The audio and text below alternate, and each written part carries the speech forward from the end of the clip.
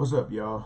Pastor Dallas here with today's Real Talk from the Heart. Today's Real Talk comes from Acts chapter 13 and verse 22. It's got me thinking about how everybody has a heart for something. We all have a heart for something or someone. And this passage this morning, it shows us what God is looking for in our hearts. It says, I have found David, the son of Jesse, a man after my own heart, who will do all my will. Man, the Lord is looking for people.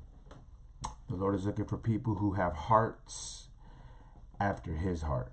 And people who live, in pursuit of God. People who they wake up in the morning and their hearts run to him, just desiring, to have that fellowship with him. The Lord is looking for people with hearts who are after his heart. Now, what does that heart look like? Well, the rest of this verse says, who will do all my will? It is a heart who will do all of the will of God. People who are willing to put his will first in their lives. I want to ask you this morning, whose will is first in your life? Is the will of God first in your life? Or is your own will first in your life? And really the determining factor, is what our heart is after. Whatever our heart is pursuing or chasing, that's whose will come first in our lives. How can we tell? How can we tell if God's will is first in our lives? Is there a way that we can do that? Is it possible to know if we have a heart for God's will? Yeah, it'll show up in our time. It'll show up in our priorities, our preferences. It'll show up in resources. It'll show up in the way we expend our energy. Right? Those are determining factors on whether or not God's will is first in our lives or if our own wills are first in our lives. But one thing I know for sure is that we must first have a heart for God. If we have a heart for God, then listen, his will follow suit. But if we don't have a heart for God, then we're not going to have a heart for his will. Are you putting God's will first in your life? Or are you putting your will first in your life? Now let me ask you this. Are you willing, Are you willing to say, you know what, God, I'm going to put your will first in my life. Your plans and purposes, they will come first in my life. But first, we must have a heart after God. We must have a heart that is lived in hot pursuit of God. A heart that desires intimacy and to live as close as possible to God. A heart that wants to live in love with him. A heart that wants other people to live in love with him.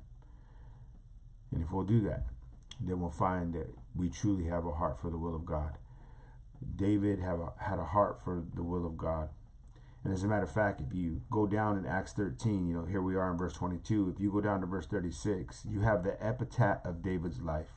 You have the epitaph of King David's life. And here's what that verse says. He served his own generation by the will of God. He served his own generation by the will of God. Beloved, may that be true of you and me. That when our lives are all said and done, the one banner over your life and my life is going to be he or she served their generation by the will of God. But we will not serve our generation by the will of God if we do not first have a heart after God. Let us stop this morning and let us ask ourselves, do I truly have a heart after God?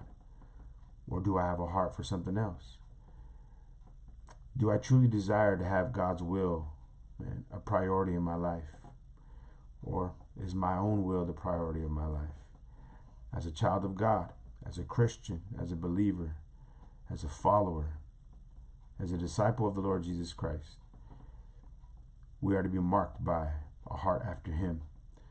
We're to be marked by a life that has his will as the priority. Hey, listen, the Lord loves you. I love you too, And I'm praying for you today. And let's be praying for each other, that we will truly have a heart after God. Let's be praying for each other that God's will truly come first in our lives. Let's keep each other in prayer for that. Let's go out into this world today Man, let's preach Jesus, man. Let's declare the name above all names, man. Let's declare the only name that can save man. And that's the name of the Lord Jesus Christ, man. Let's do that. God bless you. God keep you. God cause his face to shine upon you and give you his peace. In his mighty name. Thank you for tapping in for some real talk from the heart. I hope you catch me on the next video, man. Salute. God bless y'all.